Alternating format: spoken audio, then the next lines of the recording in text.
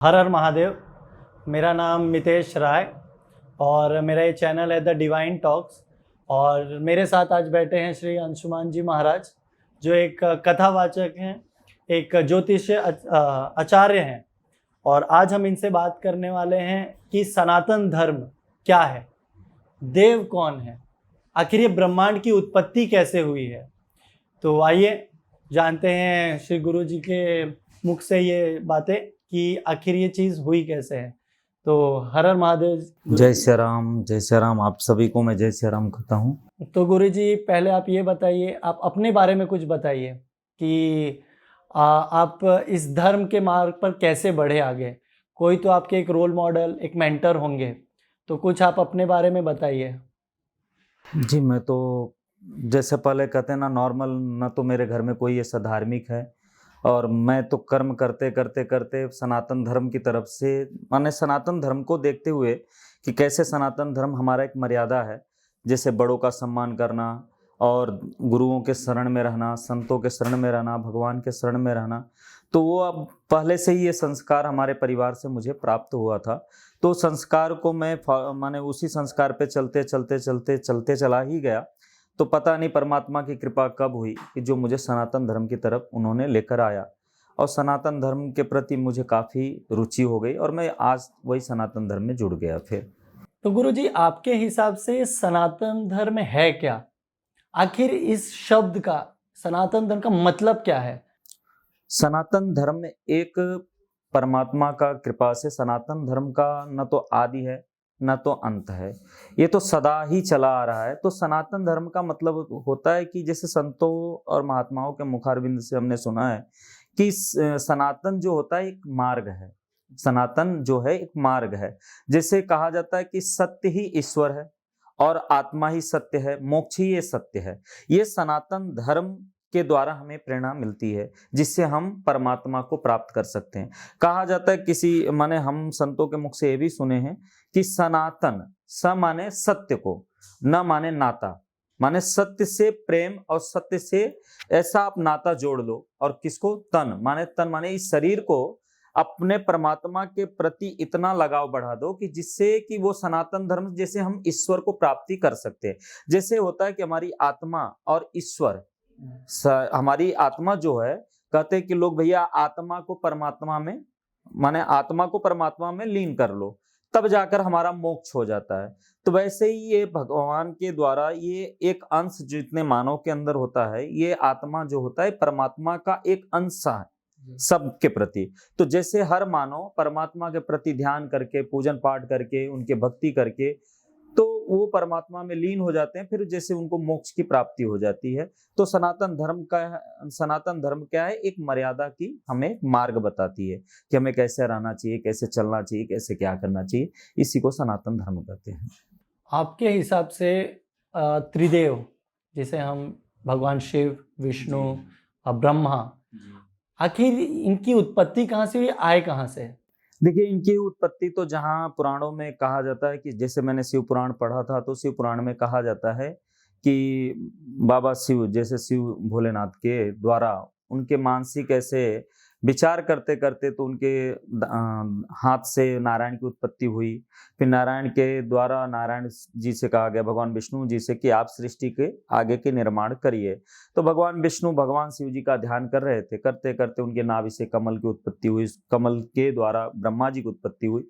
तो ब्रह्मा जी को कहा गया कि आप इस सृष्टि को चलाना आपको। जैसे होता है कंपनी होती है, तो कंपनी का एक मैनेजर होता है, तो कंपनी का जो ओनर होता है वो आता नहीं है, तो उसका मैनेजर ही तो देखता है। तो मैनेजर अपने नीचे कितने कर्मचारी होते, कितने क्या होते, तो उसी के आधार पे तो ब्रह्मा जी ने अपने, उन्होंने पालन करता है एक विष्णु को, विष्णु तो दो हैं, एक नारायण जो है स्वयं, और एक पालन करता कहे जाते हैं जो पूरे चीजों को देखते हैं, पालन करते हैं। बाकी मेन तो नारायण है, तो विष्णु तो कई हैं।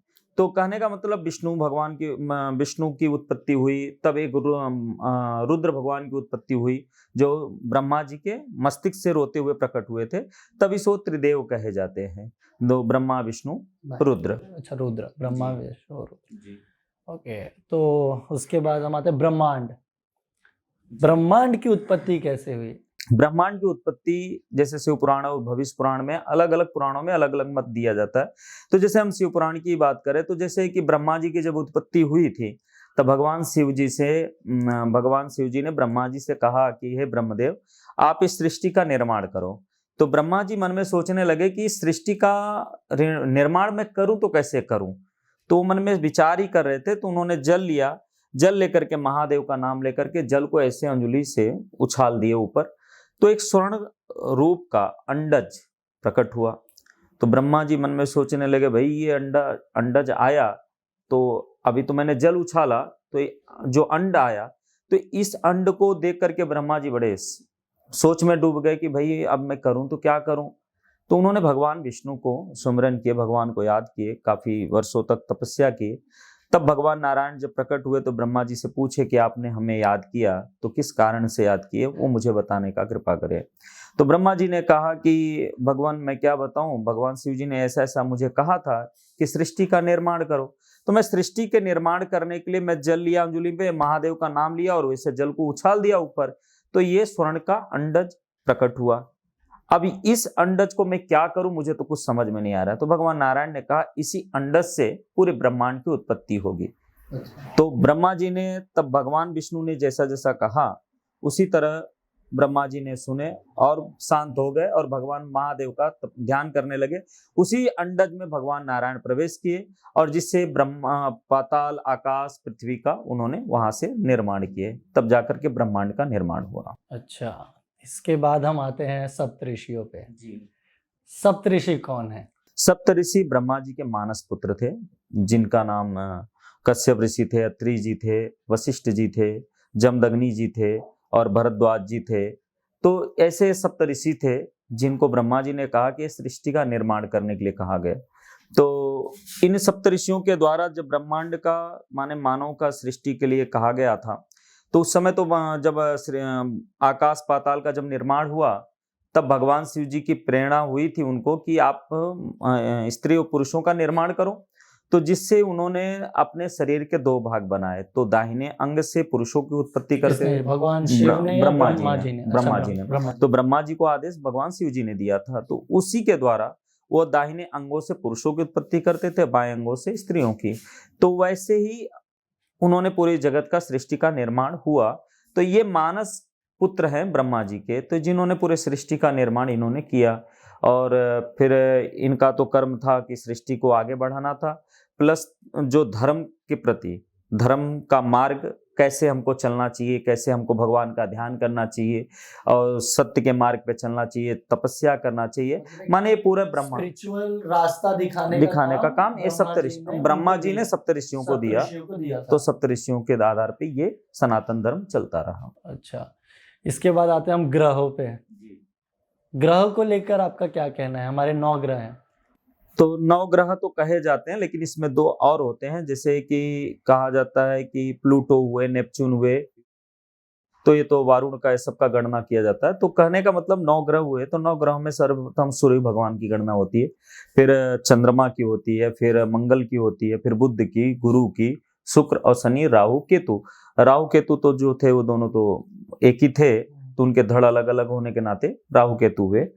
तो सूर्य ये 9 ग्रह मंडल से, तो हम जैसे सूर्य के बारे में अगर जानना है तो हर मानव के ऊपर कहा जाता है कि मानव के ऊपर पूरी दृष्टि ग्रहों से चली। भगवान तो मैंने आपको बताया कि वो मालिक, नारायण जो थे वो मालिक हैं, पूरे जगत के सृष्टि कर माने पूरे ब्रह्मांड के मालिक हैं। तो मैनेजर हो गए हमारे ब्रह्मा जी। तो सप्तऋषियों के द्वारा ही प्रेरणा हुई। तो 9 ग्रह जो थे वो सुपरवाइजर के तौर पे, जिससे मैं आपको कलयुग के भाषा समझा रहा हूँ, तो मैं तो उनको ये नहीं कहूंगा सुपरवाइजर, मैं कलयुग के भाषा में लोगों को समझने के आने के लिए। तो जैसे सूर्य भगवान हुए, तो सूर्य भगवान जो थे सूर्य के प्रकाशित, सूर्य के जब तक हमारे जीवन में प्रकाश ना हो, जैसे हमारी दृष्टि क्या है, सूर्य के प्रकाश के द्वारा है, हमारे वाणी क्या है, ये सूर्य की कृपा से है, हमारे अंदर का जो आत्मा होती है, जो तेज होता है, जो प्रकाश होता है, ये सूर्य के प्रकाश की वजह से होता है। कॉन्फिडेंस लेवल होना, मनोविचार बढ़ना। चंद्रमा होता है मन का कारक, जैसे व्यक्ति मन का कभी क्या सोचता है, मन चंचल होता है, तो चंद्रमा से सोचता कुछ और है, करता कुछ और है। हाँ, तो ये चंद्रमा से होता है। और वाणी जो होता है हमारा बुद्धि इसका मालिक होता है, वाणी को प्रभावशाली करना या लोगों को आकर्षण करना, ये बुद्ध से होता है। धर्म के मार्ग में जाना, ये गुरु का प्रेरणा होती है। और सारे भोग का, वासनाओं का, वाहन का, गाड़ी का, ये सब सारे शुक्र होते हैं। और शनि महाराज होते हैं न्यायाधीश, जो व्यक्ति के जैसा जैसा कर्म करता है उसी के आधार पे वो फल उसको देते हैं और दंड भी देते हैं। तो राहु केतु क्या है, ये सब छलिया ग्रह में कहे जाते हैं। तो जिससे राहु केतु क्या करते हैं, ये भी अच्छे हैं। तो केतु जो कि मोक्ष की तरफ लेके जाता है, ध्वजा की तरफ वो फहराता रहता है, मोक्ष की तरफ लेके जाता है। राहु बीच बीच में आदमी को आलसी, अधर्मी के मार्ग पे भी लेके जाता है। और अच्छे ग्रहों का जब दृष्टि मिल जाता है राहु को, तो वो भी धर्म के मार्ग पे लेके जाता है। ऐसे 9 ग्रहों का कार्य है। अच्छा, तो इसके बाद हम आते हैं अपने पुराण पे। पहले हम बात करते हैं वेद। कितने वेद हैं? वेद तो 4 है। कौन से? जैसे कि सर्वप्रथम कहा जाता है, अथर्ववेद को सर्वप्रथम कहा जाता है। अथर्ववेद जब ब्रह्मा जी के मुखारविंद से उत्पत्ति हुई थी पूर्व दिशा की तरफ, तो वो अथर्ववेद पूर्व दिशा के उनके मुखों से निकला। और दक्षिण दिशा की तरफ हुआ यजुर्वेद, सामवेद, ऋग्वेद। ये चारों वेदों की उत्पत्ति हुई तो ब्रह्मा जी के मुखारविंद से। तो शास्त्र में ये भी कहा जाता है कि पंचम ऊर्ध्व, माने उनका एक पंचम ऊर्ध्व से 18 पुराणों की रचना हुई। जिस 18 पुराणों में भगवान के लीलाओं का गुणगान किया गया था। भगवान इस धरातल पर आए, या इस धरातल पे कौन कौन किस किस रूप में आए, तो कैसा कैसा कार्य किए। तो ये इतिहास क्या, ये शास्त्र से हमें एक प्रेरणा मिलती है। जैसे कि हम मानव जीवन तो पाए, तो मानव जीवन पाए तो हमें करना क्या चाहिए। जैसे 18 पुराणों को सूत्र एक ही है कि दान करो, धर्म करो, कर्म करो, हर व्यक्ति का अच्छा सोचो। जैसे पुराणों में मत क्या है कि किसी का अनहित हमें नहीं सोचना चाहिए। अगर परमात्मा को अगर आपको पाना है तो ये पुराणों के द्वारा ही हमें ज्ञान की प्रेरणा होती है, जिससे हम परमात्मा को जान सकते हैं, परमात्मा को पा सकते हैं। ये 18 पुराणों से ही हम जान सकते हैं। वेद के बाद 4 वेद हैं जैसे आपने बताया, तो आप क्या हर वेद को बता सकते हैं थोड़ा उसके ऑन डिटेल्स में? देखिए, चारों वेदों से ही तो सारे सनातन धर्म का, वेद पुराणों का जो वर्णन हुआ है, तो सब चारों वेद से ही हुआ है। अपने अपने आधार पे ऋषियों ने इन चीजों का वर्णन किए हैं। और जैसे सामवेद हुआ तो संगीत हुआ, यजुर्वेद हुआ तो ज्ञान, अथर्ववेद, ये सब ज्ञान से ही है जो सनातन धर्म से संबंधित है। युग तो कितने युग हैं? जैसे देखिए, युग तो अपना 4 होता है। जैसे सतयुग हुआ, त्रेता युग हुआ, द्वापर हुआ, कलयुग हुआ। तो सतयुग में लोग पहले लाखों वर्ष जीते थे, एक जैसे पहला आपने बताया कि सतयुग, तो सतयुग कितने वर्षों का था? सतयुग देखो, वर्षों की गणना करें तो वो लाखों की गणना में आती है। तो जैसे लोग मानव जो थे वो लाख वर्ष जीते थे। अच्छा, माने 1 लाख वर्ष आयु रहती थी मानव की। जैसा पुराणों में कहा जाता है कि सतयुग में 1 लाख वर्ष आयु में व्यक्ति जीता था। फिर उसमें 20 साल 30 साल लोग तपस्या भी करते थे, परमात्मा को भी पाते थे। तो ध्यान, तपस्या, यही सब करते थे। त्रेता युग में लोग 1 जीरो कम हुआ, जिसमें आ गया 10,000। तो 10,000 में लोग जो है माने त्रेता युग में लोग जीने लगे। फिर 1 जीरो कम हुआ तो द्वापर युग में 1 जीरो कम हो गया तो लोग 1000 वर्ष जीते थे। कलयुग में 100 वर्ष लोग जीते थे। आज कलयुग में अभी धीरे धीरे देखते जा रहे हैं तो पापाचार कर्म इतना बढ़ते जा रहा है कि जिससे आदमी की आयु और कम होते जा रही है। न तो धर्म रह गया, न तो दान रह गया, न यज्ञ रह गया। तो इसी के आधार पे कलयुग में लोग धीरे धीरे आयु की और रोगों की वृद्धियां बढ़ती जा रही हैं। लोगों की श्रद्धा परमात्मा को लोग छोड़ चुके हैं कलयुग में, क्योंकि कहा जाता है अहंकार का पलड़ा बहुत भारी रहता है कि कुछ मानव को अगर धन मिल जाए तो बहुत बड़ा अभिमानी, जैसे मेरे समान कोई अब नहीं है दुनिया में, और न तो मेरे सिवा अगर कोई एक यज्ञ भी करा ले तो बोलता है कि मेरे जैसा कोई यज्ञ नहीं कराने वाला, माने अभिमान का पलड़ा। तो कलयुग में भगवान का तो भजन करने से परमात्मा की कृपा तो होती है, लेकिन कलयुग में पहली बात तो मानव धर्म कर्म करना बहुत मुश्किल है, क्योंकि वो दिखावे में ज्यादा जीवन व्यतीत करता है। इसलिए लोग, हर मानव दुखी ही पड़ा है। करते तो 1 रुपया का दान और दिखाते हैं 100 रुपए का दान। ये कलयुग का प्रभाव है। अब अभी वो देखा देखी पाप, देखा देखी पुण्य वाला, वो खाली भी एक सामाजिक स्तर से देखा जाए तो फॉर्मेलिटी के तौर पे कलयुग में, हाँ वो कर रहे, हाँ, तो बस इसमें क्या है कि कलयुग में तो बताएं जितना मानव को, तो उतना तो अच्छा नहीं, लेकिन कलयुग में एक भजन ही एक साधन होता है हमारा। भजन करने से मन निर्मल हो जाता है। देखो कलयुग में मन हमारा बड़ा ही गंदगी में फंसा हुआ है। तो जैसे कि महाराज गोस्वामी जी ने कहा भी था कि कलयुग में मन जो हमारा है ये मलिनता हो जाती है कलयुग में। मलिनता मतलब मलिनता गंदा, मतलब गंदा होना।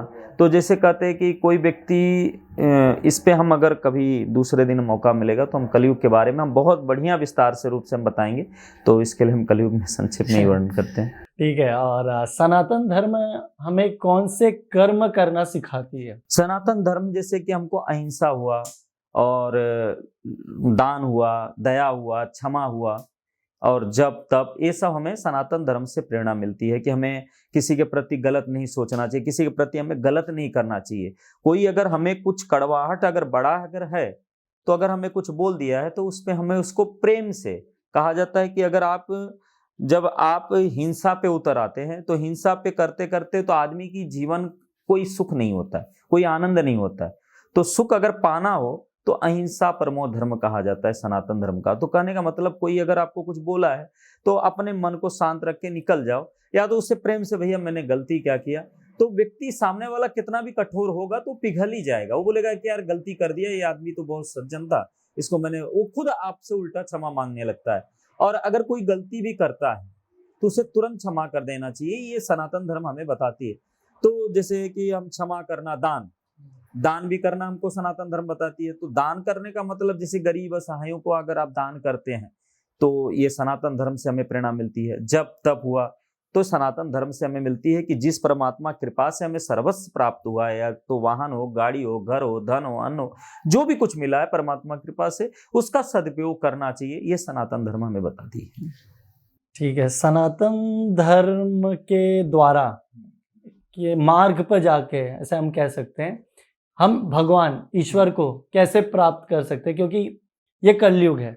जैसे आपने बताया कि पहले लोग इतने साल बैठ के तपस्या करते थे, आज लोगों के पास अपने परिवार के साथ बैठ के बात करने का समय नहीं है, तो भगवान के लिए तो समय निकालना बहुत मुश्किल है। तो आपका सही है, मैं समझ गया। तो कैसे कि अगर मुझे, जैसे मैं एक जॉब वाला मेरा है कि सुबह उठो जॉब जाओ आओ, बच्चे आजकल के हैं जो अपने धर्म को लेके अभी काफी उनको बात विचार आ रहा है और जानना चाहते हैं, तो आजकल जिसको, तो वो किस मार्ग पे चल के ईश्वर या भगवान को पा सकते हैं? देखिए, ईश्वर को पाना तो बहुत सरल भी है और बहुत कठिन भी कहा जा सकता है। कहने का मतलब ये है कि कलयुग में मानव को अगर चाहिए, देखिए आप अगर जॉब कर रहे हैं, काम कर रहे हैं, या घर के गृहस्थों में काफी व्यस्त हैं, तो भी आप परमात्मा का भजन करके, कहते हैं भजन कलयुग में एक साधन है। तो उसके लिए नहाना धोना, ये सब करना, आसन लगाओ, वो सब करना, कई संतों का मत है, संतों के मुखारबिंद से जब हम सुनते हैं तो संतों के मुखारबिंद से हमने यही सुना है कि आप किसी भी भाव में रहो, किसी भी वेशभूषा में रहो, स्नान हुआ नहीं हुआ कोई बात नहीं, आप सो के उठे हैं कोई बात नहीं, आप जॉब पे जा रहे हैं, आप जूता पहने, कई चीजें पहन के धारण किए हैं, तो आप भजन के द्वारा परमात्मा को तो पा सकते हैं। कलयुग का एक साधन है भजन। भजन आप चाहे जिस देश में रहो, जिस वेश में रहो, आप भजन के द्वारा पा सकते हैं। लेकिन कहा जाता है कि परमात्मा को पाना हो तो मन निर्मल होना बहुत जरूरी होता है। तो मन निर्मल तो आज तो है नहीं किसी का, संतोष तो नाम की चीज है नहीं, अपवित्रता इतनी बड़ी है कि लोगों के अंदर गंदगियां भरी हैं, गंदगी सोच रखते हैं, गंदगी विचार रखते हैं। तो कहा जाता है शास्त्र में कि पवित्रता होना बहुत जरूरी है, संतोष भी होना चाहिए, और आप स्वाध्याय माने अध्ययन मनन करना, जप तप करना, बड़े बुजुर्गों का सम्मान करना, साधु संतों का सम्मान करना, तो जा करके आप अगर क्रम बाई क्रम से आप अपने घर में, आप बाहर जैसे गए मंदिरों में पूजा पाठ करने के लिए, तो मंदिर में तो गए, भगवान को खूब हार फूल माला चढ़ा दिए, घर पे आने के बाद ले डंडा से पिताजी को मारने लगे, तो ये धर्म नहीं सिखाती है। धर्म कहती है बड़े बुजुर्ग चाहे कितने भी, आप कितना भी हैं, आप दुनिया देखने निकले, वो दुनिया को देख कर आ चुके हैं। सनातन धर्म को उन्होंने देखा, क्योंकि उनकी आयु काफी विशेष होती है, आपकी आयु बहुत कम है अभी तो कहने का मतलब पिताजी माताजी जो दादा पर दादा थे, वो हमें संस्कार सिखाते थे, बेटा ये चीजें मत करो, बेटा ये चीजें मत करो, क्योंकि ये गलत, क्योंकि उन्होंने सीखा था, उन्होंने देखा भी था, तो वो चीजें हमें प्रेरणा देते हैं। तो हमने क्या किया, उनकी प्रेरणा को हमने अनदेखा कर देते हैं, अनसुना कर देते हैं, तो आगे चल करके हमें ठोकरें मिलती हैं। अगर हम उनके संस्कार को अगर हम मान करके उनको संस्कार के द्वारा अगर हम चलते हैं संसार में, तो हमें लगता है कि सनातन धर्म हमें सनातन धर्म के मार्ग पे चलते, कभी हम गलत मार्गों पे नहीं जाते। और सनातन धर्म एक ऐसा धर्म है कि जिसमें हर मानव को बहुत कुछ सीखने को मिलता है, और सनातन धर्म में बड़ा ही आनंद है। सनातन धर्म जैसे भक्ति करना है, बड़े बुजुर्गों का सम्मान करना है, हमारे ईश्वर के प्रति लगाव बढ़ता है। सनातन धर्म बड़ा ही सुंदर और पवित्र है। इस सनातन धर्म के प्रति हम कितना वर्णन करें उतना ही कम, क्योंकि ये आदि और इसका न तो अंत है। सनातन धर्म में तो बहुत सारी चीजें हैं, लेकिन उसका व्याख्यान करना तो जैसे साधु संतों के महात्माओं के मुखार विंद से जो हमने सुना वही मैंने आपको बता दिया। तो इस सनातन धर्म में हमें परमात्मा के प्रति ले जाने का मतलब ये है कि हमें संतोष होना जरूरी, संतोष रखना बहुत जरूरी होता है। सब पवित्रता होनी चाहिए हमारे मन में, हमारे विचारों में, हमारे कर्मों में। उसके बाद दान करना चाहिए, लोगों असहायों की मदद करना चाहिए। तब हमारा मन जो होता है वहां पर अपने अभिमान का मर्दन करना शुरू करता है, हमारा विचार जो है पवित्रता की तरफ बढ़ने लगता है, मन भी बड़ा निर्मल होने लगता है। परमात्मा के प्रति बैठ करके रोना चाहिए अपने को, मन को, कि प्रभु आपकी कृपा से जो आपने दिया वो आपने मुझे योग्य समझा, क्योंकि जो हमारे द्वारा आपने इतने अच्छे अच्छे कर्म कराए। तो ये परमात्मा के सम्मुख रोना चाहिए, परमात्मा से कहना चाहिए। हम थोड़ा सा दान करें तो हम बोलते नहीं हमने किया, बुरे कर्म होता तो भगवान पे डाल देते हैं, अच्छे कर्म हुआ तो मैंने करता हूँ। तो इसीलिए तो परमात्मा का जो मैंने आपको बताया कि पवित्रता होनी जरूरी है, और भगवान का ध्यान करना, संतोष करना, तब धीरे धीरे मन को पवित्र करना ही परमात्मा को आप धीरे धीरे प्राप्ति कर सकते हैं। जैसे आप बताए कि मन को शांत करना है, तो आखिर एक चंचल मन या फिर दिमाग, क्योंकि जब हम कहीं पूजा करने बैठते हैं, साधना करने बैठते हैं, तो हम जब तो ओम या जो भी कर रहे हैं, पर दिमाग कहीं जाता है, मन कहीं जाता है। तो कैसे उसको एक उस चीज में लेकर आए कि हाँ मैं ये ध्यान कर रहा हूँ तो मेरा मन चंचल ना हो, मेरा दिमाग यहाँ वहां ना जाए, मेरा सोच कहीं नहीं जाए। तो कैसे एक मनुष्य, एक आदमी कर सकता है उस चीज को? देखिए, कोई भी चीज हो, साधना हो या भक्ति हो या भजन हो, तो तुरंत तो मन लगता नहीं है। और कहते हैं कि अब जैसे कोई घर, अगर आपको शिफ्टिंग मिलता है कि आप घर में शिफ्ट होने जाए, तो गंदगी तो मान लो बहुत है घर में, तो एक दिन में तो सफाई होगा नहीं, उसको तो कई दिन लग सकते हैं साफ सफाई करने में। तो वैसे ही हमारा मन चंचल होता है, तो मन एकाग्रचित होने के लिए जैसे प्राणायाम, योगा होता है, योगा हम जैसे योगा करते, प्राणायाम करते हैं, तो प्राणायाम करने के बाद हमारे अंदर की जो बुरे नेगेटिविटी चीजें हैं वो बाहर निकलती है, पॉजिटिविटी अंदर हमारे अंदर प्रवेश करती है।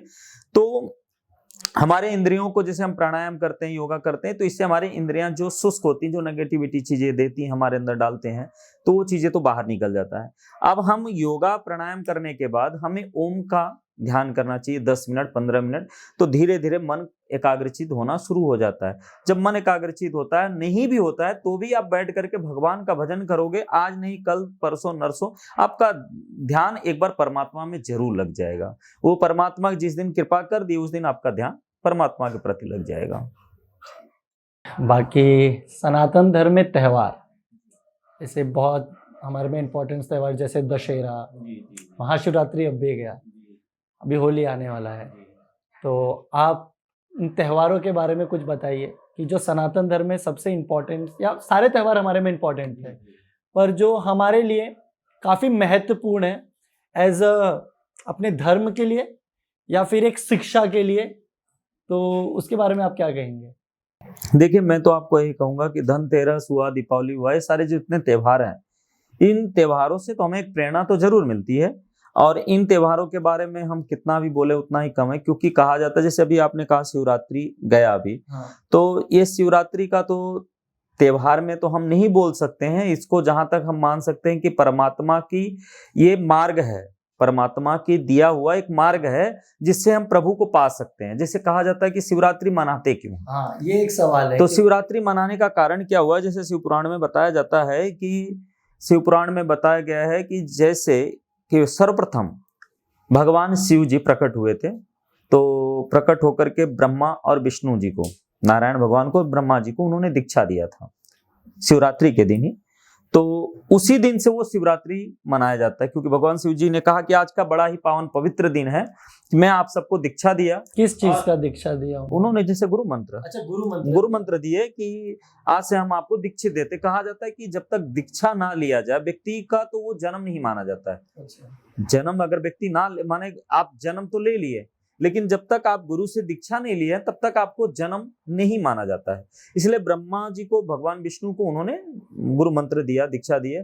तब भगवान शिव जी ने कहा कि आज ही बड़ा पावन पवित्र दिन है, इसलिए आज के दिन से ये शिवरात्रि का महत्व जो है, आज शिवरात्रि का ये आज से महानता जो है हर जगत में, लोग जो आज के दिन हमारी पूजा विशेष करके करेंगे, उनके कई जन्मों का पाप अगर होगा तो खत्म हो जाता है। कई जन्मों का रोग हो, बाधा हो, विपत्ति, परेशानी, शिवरात्रि के दिन पूजा करने से ब्रह्मा विष्णु महेश तीनों जो है प्रकट होते हैं शिवलिंग में। तब जाकर के उनकी पूजा करने से सारी बाधाएं, सारे रोग, सारी अशांतियां दूर होती हैं और भगवान शिव जी का अनन्य भक्त बन जाता है।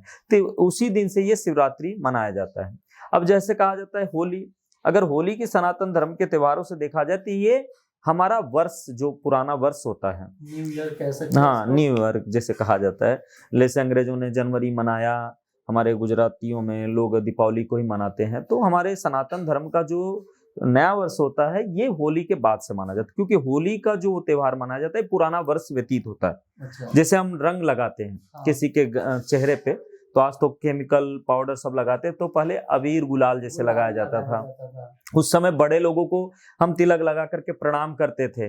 तो प्रणाम करने का कारण यहाँ पर, जैसे हमारे बुजुर्गों ने और संतों महात्माओं के मुखारविंद से हमने सुना था कि जब हम रंग लगाते थे तो हम पुराने वर्षों को अलविदा कहते थे, उनको हम विदा कर दिए और नए वर्ष को हम ग्रहण करते थे। उस दिन लोग गले मिलते थे, लोग नए वर्ष को मनाते थे, तो भांग या जो भी चीजें लोग आज यहाँ सेवन करके, हाँ, तो वो लोग क्या करते थे कि नए वर्ष का शुभागमन, हाँ, शुभारंभ करते थे, बड़े बुजुर्गों का आशीर्वाद लेते थे, तो गले मिलते थे कि हमने पुराने वर्षों को हमने विदा किया, नए वर्ष को हम आगमन के लिए उनको हम उठा करते हैं कि आने के लिए हम कहते हैं। तो नए वर्ष का वहां से शुरुआत हुआ।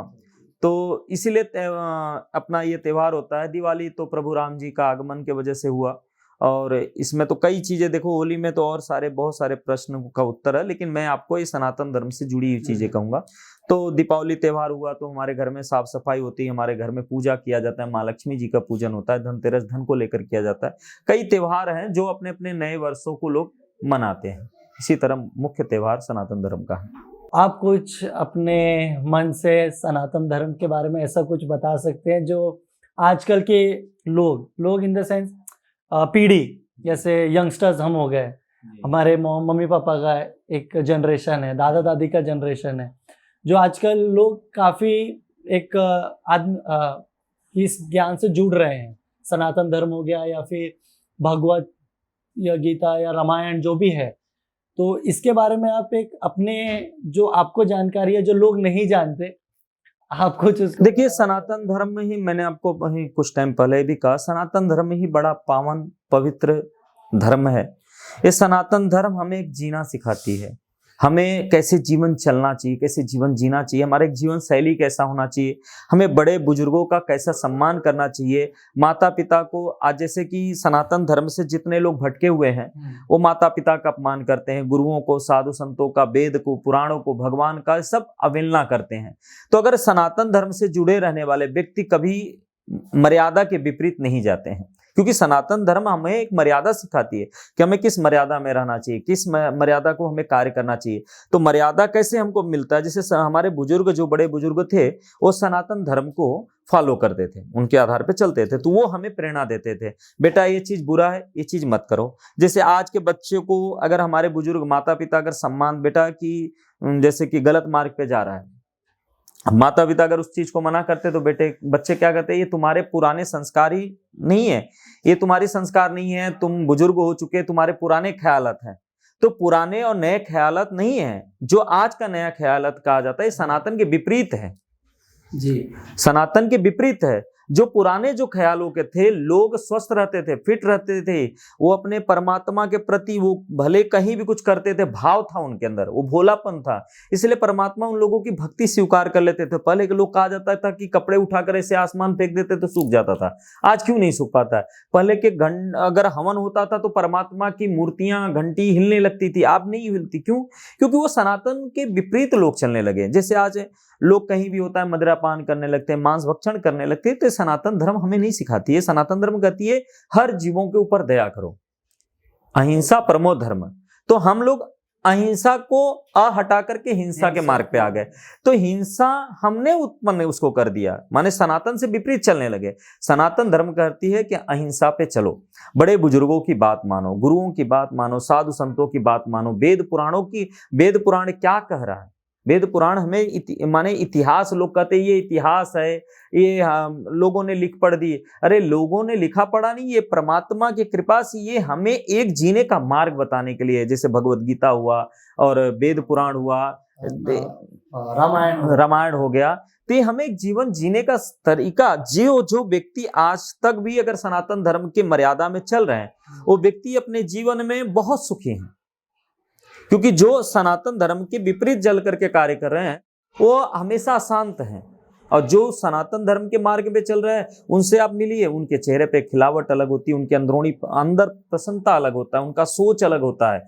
तो आज भी जो सनातन धर्म के मार्ग पे चले, माता पिता का सम्मान कर रहे हैं, बड़े बुजुर्गों, भले वो भगवान की पूजा कर नहीं पा रहे हैं या कर ले रहे हैं, एक ही 2 माला जपते हैं, तो भी वो भगवान कहते हैं कि मेरी पूजा तुम करो, भले 1 ही मिनट करो, पल भर के लिए किया करो, लेकिन जो रूप में मेरा आत्मा ही तो है तुम्हारे माता पिता के स्वरूप में, मैं तो सामने तो प्रकट नहीं हो पाऊंगा। तो कहने का मतलब कि मैं सामने प्रकट नहीं हो रहूंगा, तो माता पिता की आप सम्मान करो, बुजुर्गों का सम्मान करो, वेद पुराणों का, भगवान का, साधु संतों का, धर्म स्थल पे, तब आपका मन लगना शुरू होगा। तो सनातन के आज लोग विपरीत चलने लगे हैं, जिसलिए ये धीरे धीरे पतन के कगार पे चले जा रहे हैं। अगर आज यही सनातन धर्म अपना के चले तो आज तो हमारा पतन न होता, ना हमारे जीवन में अशांति होती, ना रोग होता, ना बाधा होती। आज तो कम आयु में ही लोग चले जा रहे हैं। पहले नहीं होता था ऐसा कि भाई 100 वर्ष के पहले कोई व्यक्ति चला जाता, क्योंकि वो सनातन धर्म का एक मर्यादा था। इस मर्यादा में रहना है, इस मर्यादा में भोजन करना, इस मर्यादा में सोना, इस मर्यादा से उठना, इस मर्यादा से वेद पाठ करना, इस मर्यादा से हमें सब कार्य करना। इस मर्यादा के समय माता पिता को सुबह उठ करके लोग, प्रातः काल उठ करके लोग माता पिता को, श्री रामचरितमानस में भी दर्शाया गया है कि हमें सुबह उठ करके माता पिता, गुरु, साधु संतों को प्रणाम करना चाहिए। आज अलग ही जमाना हो गया, हाय डैड, हाय मॉम, मैं जा रहा हूँ, आ रहा हूँ। तो ये सब चीजें सनातन धर्म में कहाँ बताया गया? सनातन धर्म से विपरीत है। सनातन धर्म क्या था? जब हम चरण को स्पर्श करते थे हमारे मन का अभिमान झुक जाता था। कितना भी आप माता पिता हैं, आपके सामने मेरा अभिमान झुका रहना चाहिए। गुरु के पास जाते थे तो हमारा अभिमान का मर्दन होना चाहिए था। ये सनातन धर्म हमें प्रेरणा देती थी, लेकिन आज सनातन धर्म के तरफ तो कोई है नहीं। सनातन धर्म के विपरीत लोग जा रहे हैं, जिससे वेद पाठ सब चीजें अनेकों कुपथ के मार्ग पे चल चुके जी। ठीक है गुरु जी, आपने सनातन धर्म के बारे में जो भी बताया बहुत अच्छा था। तो अभी हम लोग इस पे विराम करते हैं। ठीक है, चलिए, हर हर महादेव, हर हर महादेव।